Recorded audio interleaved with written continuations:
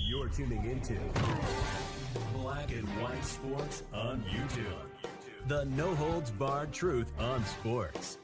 The main event starts. All right, Black and White Sports supporters. Well, I got to tell you, when it comes to these CBA negotiations, potential lockouts, this and that and the other, it's amazing how nobody really and truly on either side acknowledges one key difference, Rebecca Lobo included, which we'll get to her video in a minute.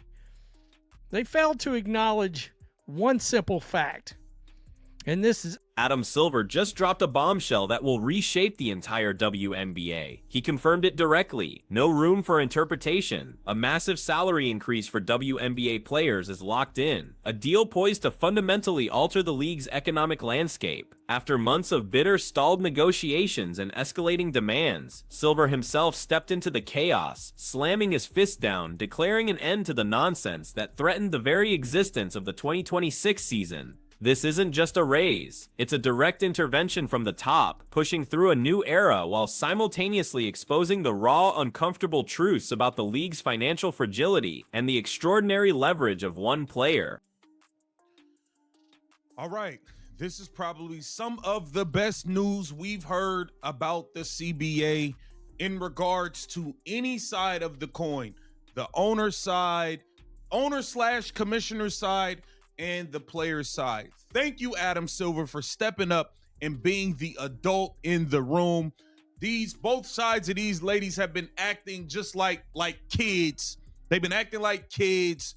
You got the players demanding certain things just because they feel like Caitlin Clark has it, like personal security and all types of stuff. This has been nonsense. Before Silver's decisive intervention, the WNBA collective bargaining agreement negotiations were spiraling into what many described as a chaotic, childish standoff, with both players and league officials seemingly entrenched in their positions, making little to no progress as the critical October 31st deadline loomed ominously. Players, emboldened by the league's recent surge in popularity, were not just calling for higher salaries, which has been a perennial demand, but also a laundry list of other ambitious and, to some, ridiculous requests.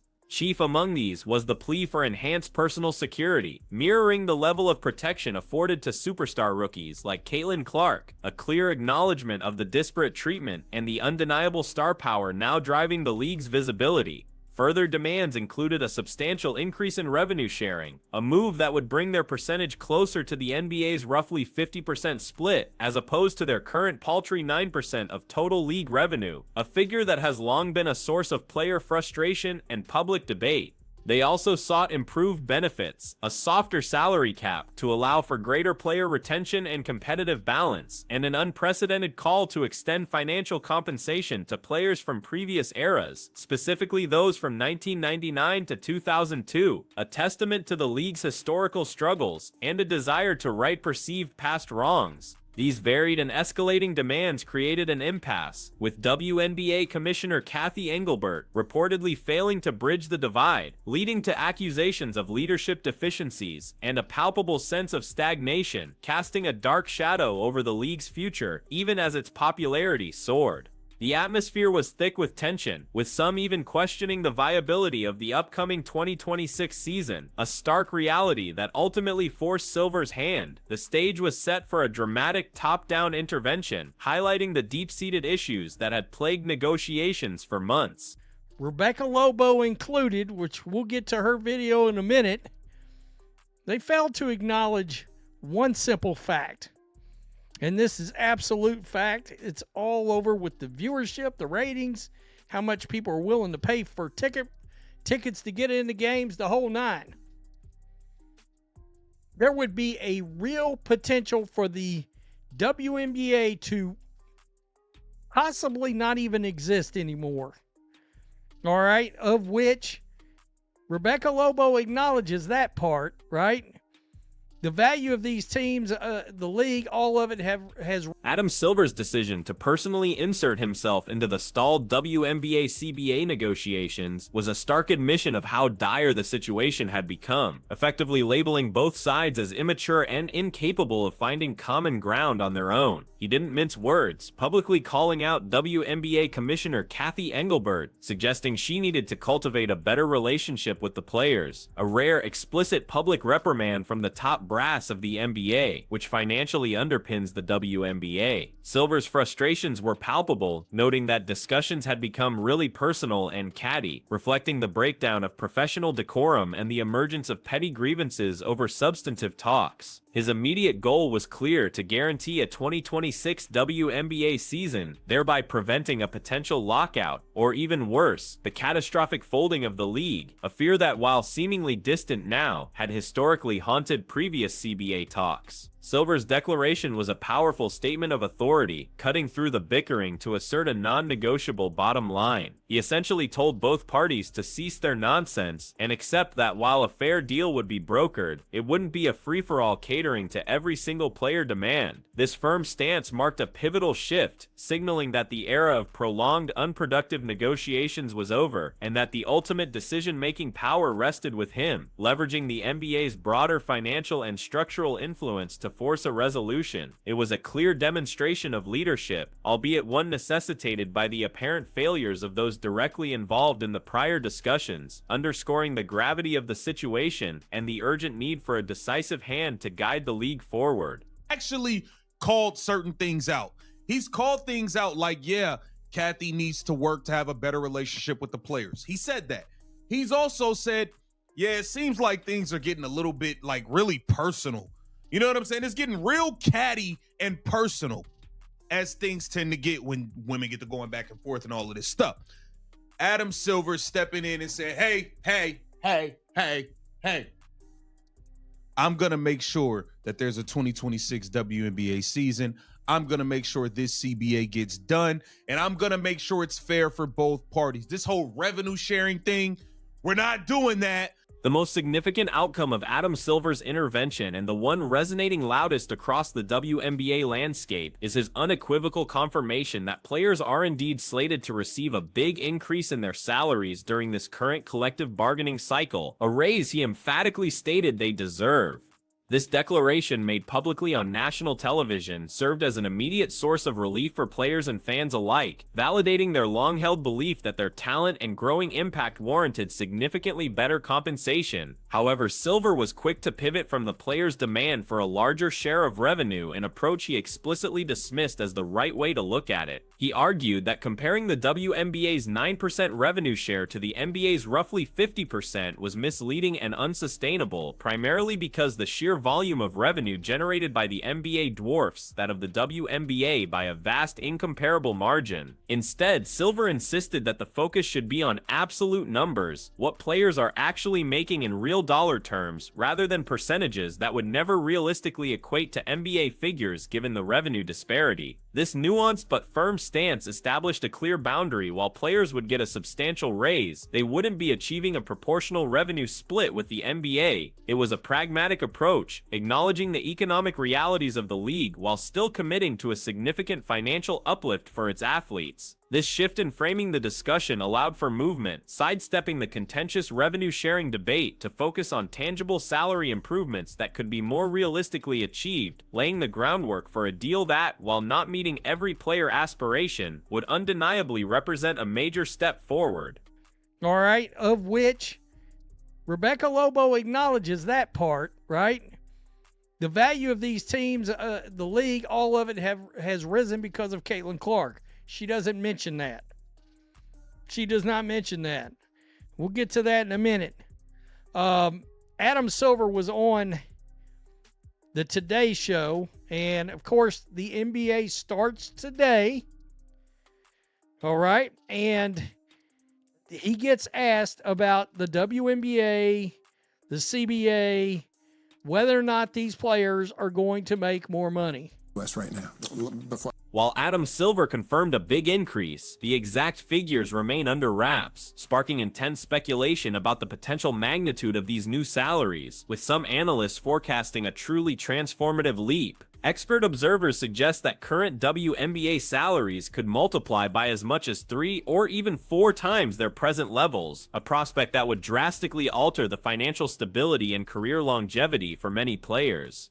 To put this into context, if rookie salaries, which currently hover around the low 6 figures, were to climb to anywhere between $250,000 and $300,000 a year, it would represent an unprecedented windfall for incoming talent, instantly making the WNBA a far more attractive and viable career path. This proposed increase gains particular urgency when juxtaposed against recent reports of players allegedly turning down Supermax offers ranging from $850,000 to a staggering $1 million. For many, this rejection of what was, until recently, an unthinkable sum for a WNBA player highlights the deep dissatisfaction with existing pay structures and the belief that even these supermax figures fundamentally undervalue the league's top talent and its surging market appeal. Critics called such rejections absurd, arguing that if true, it indicated an unrealistic expectation of the league's current financial capacity. However, these rejections also underscore the players' conviction that the WNBA's value, fueled by unprecedented viewership and cultural relevance, has far outpaced its current compensation model, creating a chasm that Silver's intervention is now attempting to bridge. The battle over these numbers is not just about income, it's about respect, recognition, and the long-term financial viability of a professional women's sports career. WNBA season. I'm going to make sure this CBA gets done, and I'm going to make sure it's fair for both parties. This whole revenue sharing thing, we're not doing that because the NBA makes way more money than the WNBA. But I can give you a hard number that you guys need to accept where you'll be happy with the money. All this other nonsense, trying to play in this league, that league, trying to get everything Caitlin Clark got, it ain't happening. Adam Silver stepping in, being the adult in the room, and putting his foot down. Let's take a listen to what he had to say, and there's also an article with more. Amidst the clamor for increased player salaries, a stark dose of financial reality was injected into the debate, particularly concerning the sustainability of certain ludicrous fan expectations for player compensation. The suggestion that a star like A'ja Wilson, for instance, should command a $10 million annual salary was immediately dismissed as financially unsustainable, bordering on fantasy, by those with a pragmatic understanding of the league's economics. Such figures, while common in the NBA, are simply not feasible for the WNBA, as the league currently operates without the monumental revenue streams required to support such paychecks. The harsh truth articulated by many, including the original commentator, is that if the WNBA were to attempt to pay players at these inflated NBA comparable rates, the league would inevitably fold, regardless of the immense popularity generated by figures like Caitlin Clark. This isn't merely conjecture, it's rooted in the cold, hard facts of the WNBA's revenue generation, which simply does not bring in the kind of money needed to cover such massive outlays. The financial model, even with recent growth, cannot bear that weight.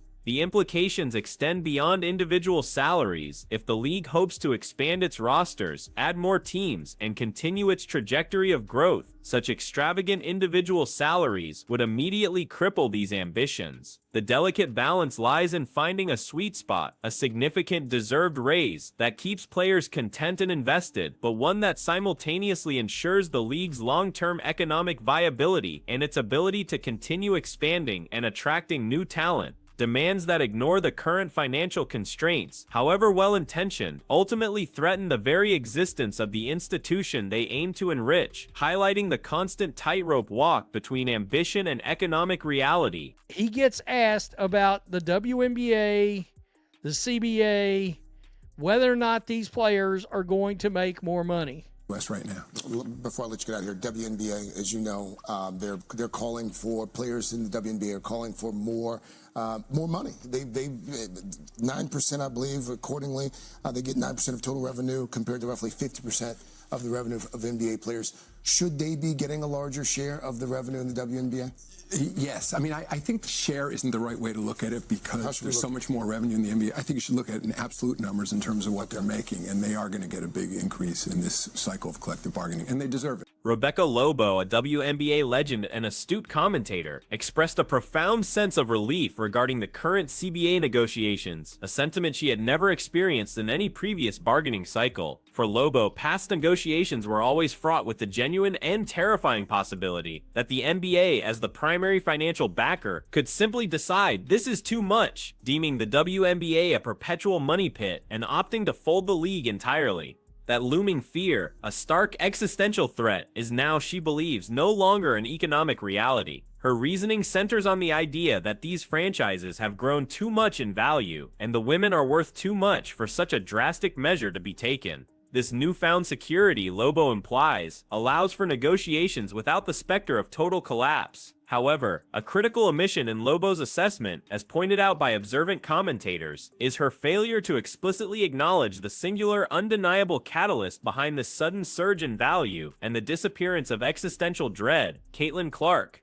While Lobo correctly identifies the rise in franchise worth and player value, she neglects to name the individual whose unprecedented impact on viewership, ticket sales, and media attention has undeniably transformed the league's economic outlook. This omission, whether intentional or not, highlights a subtle but persistent tension within the WNBA discourse, a reluctance perhaps, by some veterans or established figures to fully credit the seismic shift brought by a single rookie, even as her presence is directly responsible for the very relief Lobo now feels. The league's perceived stability, which now underpins all these discussions, is inextricably linked to Clark's phenomenon, a fact that remains unsaid by some, but is understood by all truly analyzing the situation. Here, WNBA, as you know, they're calling for players in the WNBA are calling for more money. They 9%, I believe, accordingly. They get 9% of total revenue compared to roughly 50% of the revenue of NBA players. Should they be getting a larger share of the revenue in the WNBA? Yes. I mean, I think the share isn't the right way to look at it because there's so much more revenue in the NBA. I think you should look at it in absolute numbers in terms of what they're making, and they are going to get a big increase in this cycle of collective bargaining, and they deserve it. All right, you heard him. Share, the word share is not the right way to look at this because the NBA is bringing in The profound, undeniable impact of Caitlin Clark on the WNBA's current valuation is a double-edged sword, bringing both unprecedented prosperity and a precarious vulnerability that Adam Silver and league officials must navigate with extreme caution. While Rebecca Lobo and others express relief that the league is no longer on the brink of folding, the underlying dependence on Clark's magnetic appeal presents a fragile foundation for long-term stability. Commentators have raised a chilling hypothetical: what happens if Caitlin Clark, for any number of reasons, perhaps due to the physical toll of constant aggressive play from her peers, or simply a desire to pursue other opportunities like professional golf or international play, decides to retire a year or two from now? The ramifications, they argue, would be catastrophic for the league's newfound financial health. Networks that have invested heavily in the WNBA's media rights deal, paying hundreds of millions annually, did so primarily because of Clark's extraordinary ability to drive ratings and draw unprecedented viewership. If she were to depart and ratings inevitably plummeted, these networks would not hesitate to demand a renegotiation of their media rights contracts. The parallel drawn here is with the NFL's experience in 2016, when ratings drops, partially attributed to the Colin Kaepernick situation, forced the league to offer advertisers free spots, essentially giving away valuable inventory to compensate for not delivering promised viewership numbers. The WNBA, critics warn, could find itself in a similar, if not worse, predicament. This reliance on a single superstar, while currently a boon, exposes a structural weakness without a broader, diversified base of sustained high-level interest. The league's economic reality remains uncomfortably tied to the unpredictable career trajectory of one individual, making its future gains feel less like organic growth and more like a potentially fleeting phenomenon. Possible. I saw where evidently they turned down, well, there's been reports that they've turned down anywhere from $850,000 to $1 million on a Supermax, which is, if they turn that down, it's absurd. because the bottom of the league money, like the average salary, the rookies might go to somewhere between $250,000 and $300,000 a year. I mean, all the way across the board, that's a massive raise.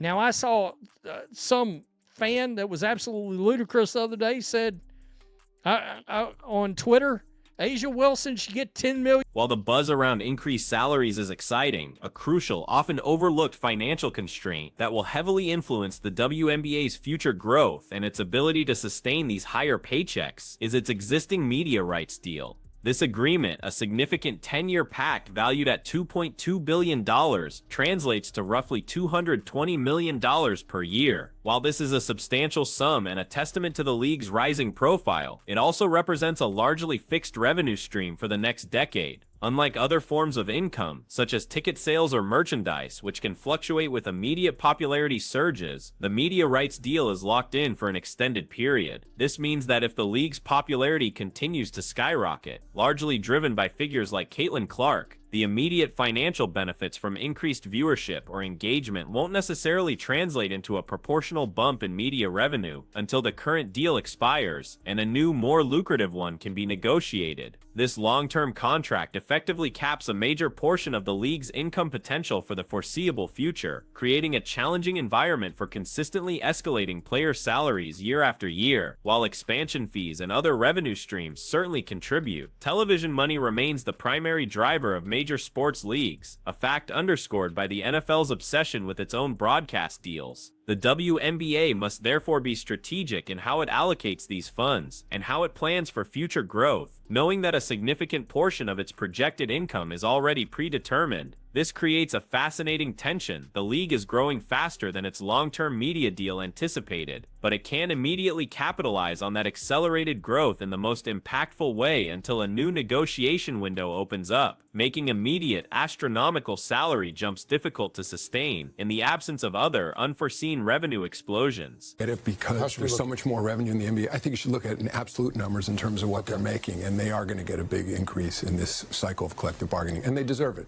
All right, you heard him. Share, the word share is not the right way to look at this because the NBA is bringing in so much more revenue than the WNBA. So he's letting it be known, listen, that whole revenue share thing, y'all need to knock it off. Y'all need to knock it off. Shout out to Christian S on Twitter. And shout out to Oh No He Didn't. I got that one from Oh No He Didn't on Twitter.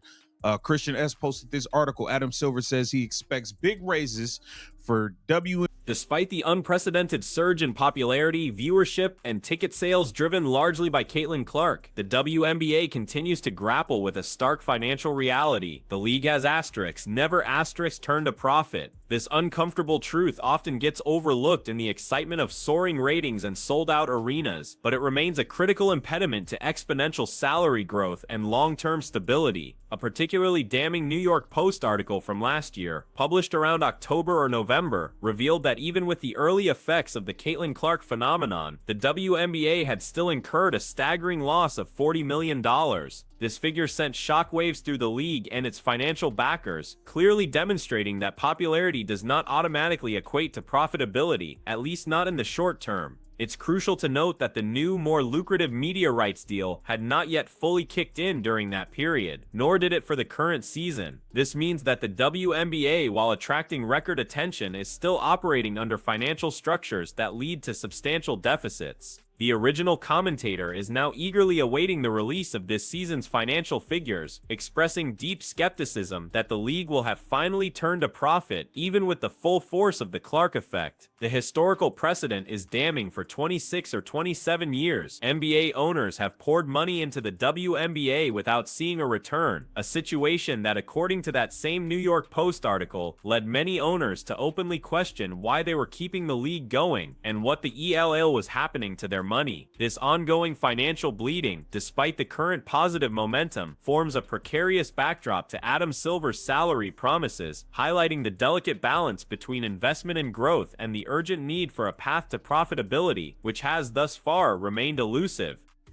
Now, I saw some fan that was absolutely ludicrous the other day said on Twitter, Asia Wilson should get $10 million a year.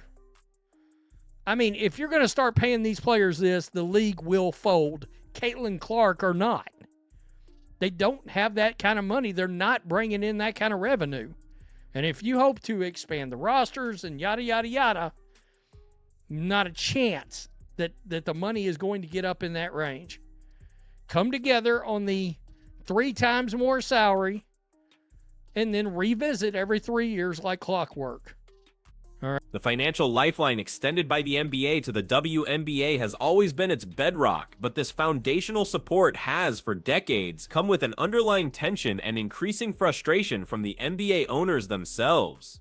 The aforementioned New York Post article didn't just expose the WNBA's $40 million loss, even with Caitlin Clark. It also pulled back the curtain on a significant, often unspoken, sentiment among the NBA's powerful ownership group. For 26 to 27 years, these owners have continuously invested capital into the WNBA, essentially bankrolling its operations, without receiving any substantial financial return on their investment. This prolonged period of subsidization, without a clear path to profitability, had reached a breaking point, prompting serious introspection within the league's highest echelons. The article explicitly stated that NBA owners were beginning to question why they were keeping the league going at all and what the HAL was happening to their money. This wasn't merely a casual query, it represented a profound reevaluation of their commitment, a stark acknowledgement that the WNBA, despite its cultural importance, was a persistent drain on their resources without offering a tangible financial upside. This candid admission underscores the immense pressure on the WNBA to demonstrate a viable business model, one that can eventually stand on its own feet, or at least significantly reduce its reliance on NBA subsidies. Adam Silver's intervention in the CBA negotiations, therefore, isn't just about player welfare, it's also about placating these powerful owners, assuring them that their continued investment will eventually yield returns, or at the very least stabilize the league in a way that minimizes ongoing losses. The future of the WNBA, even with Silver's firm hand, remains inextricably linked to the willingness of these owners to continue to open their wallets, a willingness that has been severely tested over the past quarter century. Says he expects big raises for WNBA players in new CBA and that they deserve it. This is an article on Fox Sports, okay? This is on Fox. Let's take a look at this article, man. Adam Silver stepping up and being the adult in the room. Thank you, Adam. Thank you. All right. NBA Commissioner Adam Silver again expressed confidence Tuesday. So this is from today. He expressed confidence Tuesday that WNBA players and that WNBA players and that the league will strike a new deal on a new collective bargaining. A significant undercurrent of controversy swirling around the WNBA's stalled CBA negotiations, which ultimately necessitated Adam Silver's intervention, has been the highly scrutinized performance and perceived shortcomings of WNBA Commissioner Cathy Engelbert. Her leadership, or lack thereof in the eyes of many, has been cited as a primary reason for the breakdown in communication and the lack of progress between players and owners. Critics, including the original commentator, have openly called for Engelbert's immediate firing, asserting that the league simply wasn't getting anywhere with Cathy Engelbert leading the way. This isn't just a casual critique, it's a serious accusation implying that her approach to negotiations, or her relationship with key stakeholders, has been fundamentally flawed. Silver himself, in a rare public move, alluded to these issues, suggesting that Engelbert needed to cultivate a better relationship with the players, a subtle but potent indictment of her leadership style and effectiveness. Furthermore, reports have surfaced indicating that the players themselves have been actively refusing to negotiate on a bunch of different key points, as long as Cathy is in position, effectively creating an impasse that paralyzed meaningful discussions. This player-led boycott of negotiations with the sitting commissioner is an extraordinary development, demonstrating a complete breakdown of trust and an unworkable dynamic that made any progress virtually impossible. The call for Engelbert's removal isn't just about accountability, it's framed as a necessary step to move on and facilitate productive dialogue, clearing the path for a new era of labor relations. The pressure on her position is immense, as her continued tenure appears to be a direct impediment to resolving the very issues Adam Silver is now so forcefully trying to address, making her future with the league increasingly uncertain amidst this period of transformative change. The only thing I would say is, What happens if Caitlin Clark decides to retire a year from now? Let's say all the behavior of her peers doesn't change. She continues to get the crap beat out of her on the court, and she says, enough. I'm walking away, blah, blah, blah. I'm going to go play golf. I'm going to go overseas and play, whatever. All right? If she does that, what do you think's going to happen? The networks that paid all that money in the media rights deal are going to go to Adam Silver and go, look. As Adam Silver steps in to assert control over the WNBA's collective bargaining agreement, the urgency of the situation is underscored by the rapidly approaching October 31st deadline. This date marks the expiration of the current CBA, and without a new deal in place, the league faces the potentially catastrophic prospect of a lockout, threatening the very existence of the 2026 season. The deadline has been described as approaching rapidly, creating an immense pressure cooker environment where every day without progress amplifies the risk. While Silver's intervention has brought a sense of calm and an assurance that a deal will get done, the intricate nature of labor negotiations involving numerous complex financial and structural points makes a full agreement by October 31st highly improbable. Therefore, many experts and commentators, including the speaker in the second source video, anticipate that an extension of the current CBA will likely be necessary. Such an extension would provide both sides with additional time to finalize the intricate details of a new agreement without the immediate threat of a work stoppage, allowing Silver's directives to be fully implemented and codified. This temporary measure would be a pragmatic solution, acknowledging the monumental task of reshaping the league's economic framework in a short time frame. However, even an extension comes with its own set of challenges, as it prolongs the period of uncertainty and delays the full implementation of the promised salary increases and other player benefits. The goal remains a comprehensive, transformative deal, but the reality of the calendar dictates that an interim solution might be the only path to avert an immediate crisis and ensure the league's continuity while the long-term future is meticulously hammered out. Burt leading the way, and I believe she should be fired. We weren't getting anywhere with Kathy Engelbert leading the way. And also the players are basically refusing to negotiate on a bunch of different key points as long as Kathy is in position. So I believe that Kathy Engelbert has to go. She just has to go. So that we can move on. Like, there's a lot of things, bro. We got 2 new teams. We have expansion drafts. We have free agency. We got WNBA drafts going. Like, we got a lot of stuff to get to. I'm excited to watch. Amidst the contentious negotiations and calls for resignations, a more conciliatory and optimistic voice emerged from within the ownership ranks. Mark Davis, the owner of the 2-time WNBA champion Las Vegas Aces, Davis offered a refreshing perspective, emphasizing the need for unity and a forward-thinking approach, stating, "We'll get it right. I don't think there's 2 sides of this. If we look at this as togetherness and we're trying to make the future better, I think that's what we need to do." This sentiment stands in stark contrast to the perceived catty and personal nature of the earlier negotiations, echoing Adam Silver's desire for maturity and collaboration. Davis's words reflect a broader understanding that the long-term success of the WNBA benefits both players and owners, and that framing negotiations as an adversarial battle ultimately harms everyone involved. His leadership with the Aces, who have built a dynasty and cultivated a passionate fan base, gives his words added weight. He's not just an owner, he's an owner who has demonstrably invested in his team and seen tangible success both on and off the court. His call for togetherness suggests a path forward that transcends the bickering over percentages and individual demands, advocating for a collective vision focused on the league's overall growth and prosperity. This perspective aligns with Silver's vision of ensuring the league's future, providing a glimmer of hope that a balanced, mutually beneficial agreement is achievable if both parties embrace a collaborative spirit rather than a confrontational one. Davis's public stance serves as a reminder that not all owners are solely focused on the bottom line in the immediate term, but rather on fostering an environment where the league can thrive and grow for decades to come, benefiting all stakeholders. Actually came out and said NBA owners were beginning to question why they were keeping the league going and what the hell was happening to their money. That was in that article. They were questioning, why are we doing this? We're not getting anything paid back after 26, 27 years. Tell me what you think. It's amazing that two words can't come out of people's mouths still. Peace. I'm out.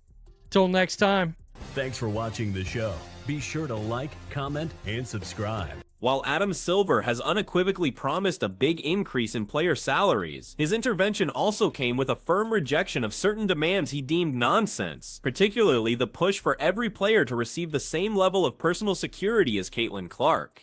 The demand for Clark-level security reflects a desire for greater protection and recognition across the board, but Silver swiftly shut down the notion that such bespoke arrangements designed for a singular, unprecedented phenomenon could be universalized to all players. His message was clear: all this other nonsense trying to play at this lead, trying to get everything Caitlin Clark got, it ain't happening. This statement serves as a crucial boundary, delineating what is realistically achievable within the WNBA's current financial framework versus what constitutes an impractical or financially prohibitive demand. It underscores the unique status of Clark and the disproportionate security needs that come with her superstar status, an anomaly that cannot simply be replicated across a league without a dramatic increase in operational costs that the league is simply not prepared to bear. Furthermore, Silver's dismissal extended to other ridiculous stuff players were reportedly asking for, such as calls to pay players from the 1999 to 2002 era. While potentially well-intentioned in concept, such retrospective financial compensation adds an enormous unforeseen liability to the league's already strained budget, diverting funds from current player salaries and growth initiatives. Silver's firm hand here indicates a pragmatic approach. He's willing to deliver substantial pay raises, but not at the cost of financially crippling the league with demands that stretch beyond its current economic realities or create unsustainable precedents. It's a delicate balancing act of appeasing players while safeguarding the league's financial integrity, ensuring that the promised salary bumps are both impactful and sustainable. A lot of stuff to get to. I'm excited to watch these college prospects to see who should go where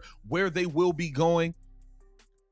But that looming thought of, man, there might not even be a 2026 season is not a good thought. We want to see Caitlin Clark play again. Unrivaled is almost here, but that's 3-on-3. How excited are we really to watch 3-on-3 basketball? I'm not super excited to watch 3-on-3 basketball. I'm going to be honest with you.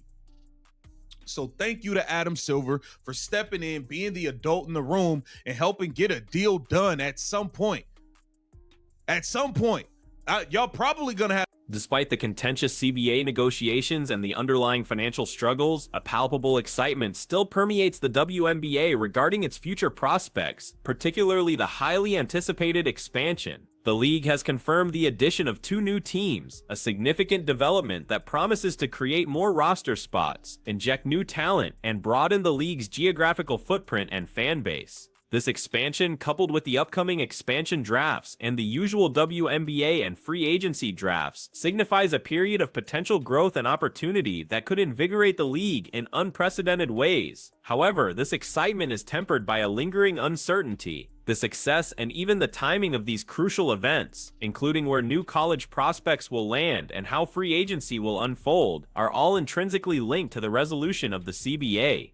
The looming thought of, man, there might not even be a 2026 season, creates a dark cloud over what should be a period of unbridled anticipation. Fans are eager to see their favorite players, especially Caitlin Clark, continue their careers in the WNBA, but the specter of a lockout or stalled growth looms large. There's also a cautious reception to new ventures like Unrivaled, the 3-on-3 basketball league, with some expressing less enthusiasm for alternative formats compared to the traditional 5-on-5 WNBA game. Adam Silver's intervention, therefore, not only addresses player salaries, but also aims to clear the path for these exciting future developments to actually come to fruition. His commitment to securing a deal is a promise to unlock the full potential of this era of growth, ensuring that the energy and investment currently pouring into the WNBA can translate into tangible long-term expansion and a thriving professional landscape for women's basketball. Adam Silver's intervention marks a pivotal moment for the WNBA, promising a much-needed salary increase and a tangible path forward after fraught negotiations. His decisive action as the adult in the room has quelled immediate fears of a lockout, guaranteeing a 2026 season and injecting a renewed sense of optimism into the league.